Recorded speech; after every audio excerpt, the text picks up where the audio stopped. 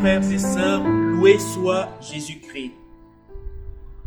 Depuis le 8 décembre 2020, notre souverain pontife a lancé l'année Saint-Joseph. Un saint qui est bien discret, mais dont le rôle a été suffisamment fort dans l'histoire du salut, aux côtés de la Vierge Marie, la Mère du Seigneur. Saint Joseph est le père putatif de l'enfant Jésus.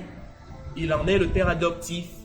Il l'a conduit tout au long de sa vie et c'est auprès de lui, Joseph, que Jésus a appris les vertus qui font de lui l'homme Jésus. Et donc, tout au long de cette année, le secteur pastoral s'est proposé d'explorer les qualités et les titres qui font de Saint Joseph un modèle qui peut inspirer notre vie chrétienne.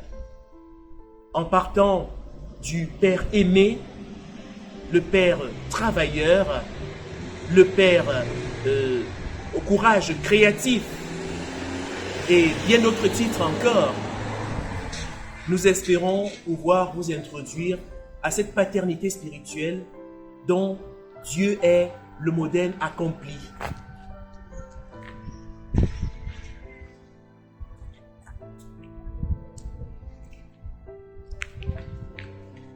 Au cœur de la figure de Joseph se trouve la question de l'alliance de Dieu avec les hommes.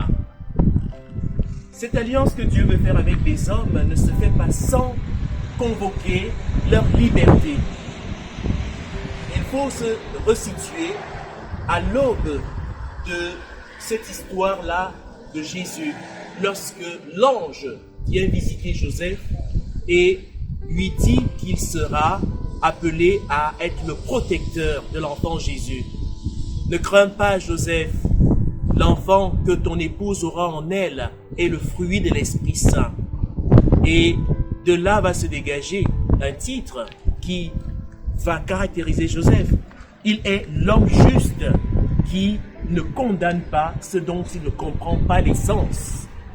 Il va donc entrer dans cette histoire-là de l'alliance de Dieu avec les hommes, commencée depuis le premier jardin de la Genèse et qui vient se cristalliser dans son rôle, dans ce rôle humble mais efficace qu'il va jouer aux côtés de la Vierge.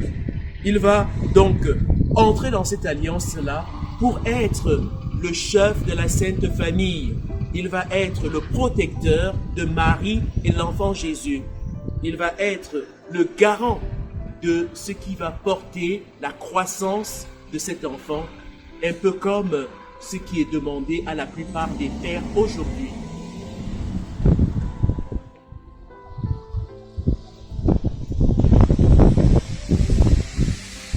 Ce qui est au cœur de l'appel de Saint Joseph, c'est bien ce courage-là. Joseph entre dans un projet qu'il n'a pas préétabli. Il va devoir faire montre de cette force du cœur qui permet à toute personne qui veut aller au bout des choses de continuer son chemin. Il va devoir allier intelligence et courage pour que le projet de Dieu se réalise avec lui. Et nous sommes là à Notre-Dame de l'Espérance où nous voyons toutes ces tours qui s'élèvent vers le ciel. Ce quartier où il y a des personnes qui, jour après jour, un peu comme les membres de la Sainte Famille, font le nécessaire pour garantir la sécurité, pour garantir que les leurs vivent au mieux. Chaque jour, ils sortent pour aller travailler. Et cette église qui est au cœur de la cité veut aussi dire cette articulation entre ce que Dieu veut et ce que les hommes recherchent. Saint Joseph nous réapprend que ce qui est de Dieu ne s'oppose pas à ce qui habite le cœur de l'homme.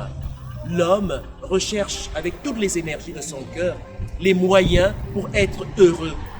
Et l'alliance avec Dieu est là pour garantir ce chemin vers la liberté, vers la responsabilité, vers la prise en main de son destin. En cela, Saint Joseph est pour nous aussi un modèle inspirant.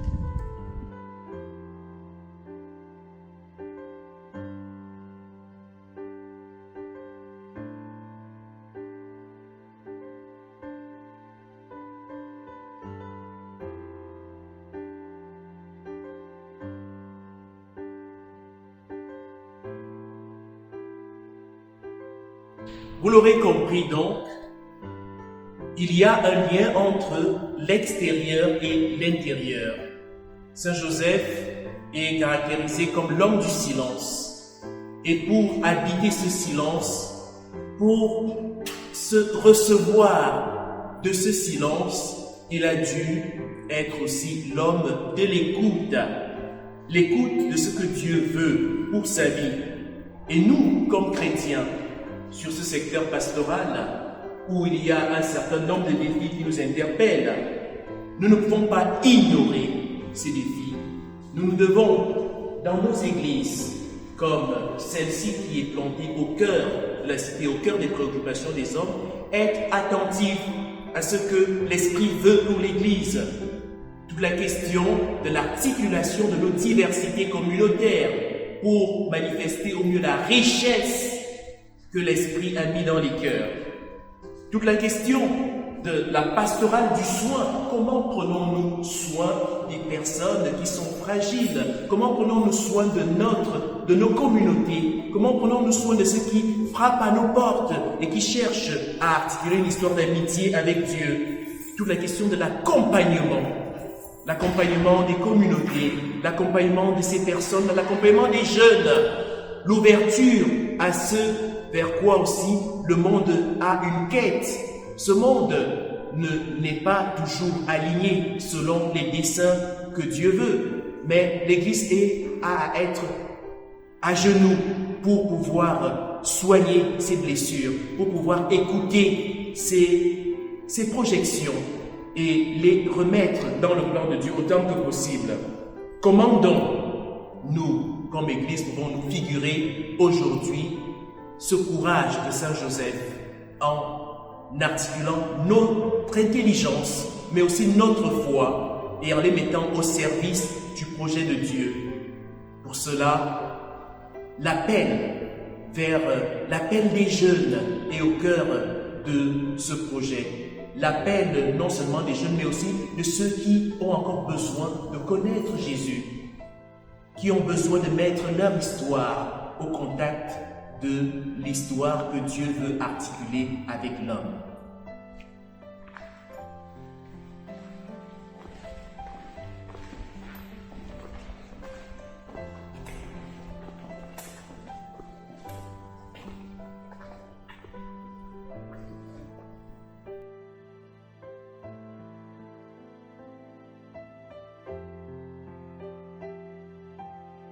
Je voudrais finir cette petite discussion avec vous autour de la personne de Joseph et de son épouse Marie auprès de la Sainte Famille.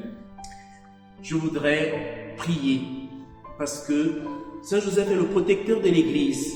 Il est le protecteur de la famille aussi, de la Sainte Famille. Il peut être pour nous, pour les parents, un modèle qui inspire ce courage-là. Ainsi, prions pour qu'il nous aide à habiter ces défis.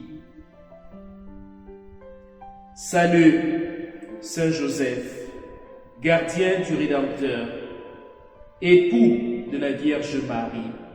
À toi Dieu a confié son Fils, en toi Marie a remis sa confiance. Avec toi le Christ est devenu homme.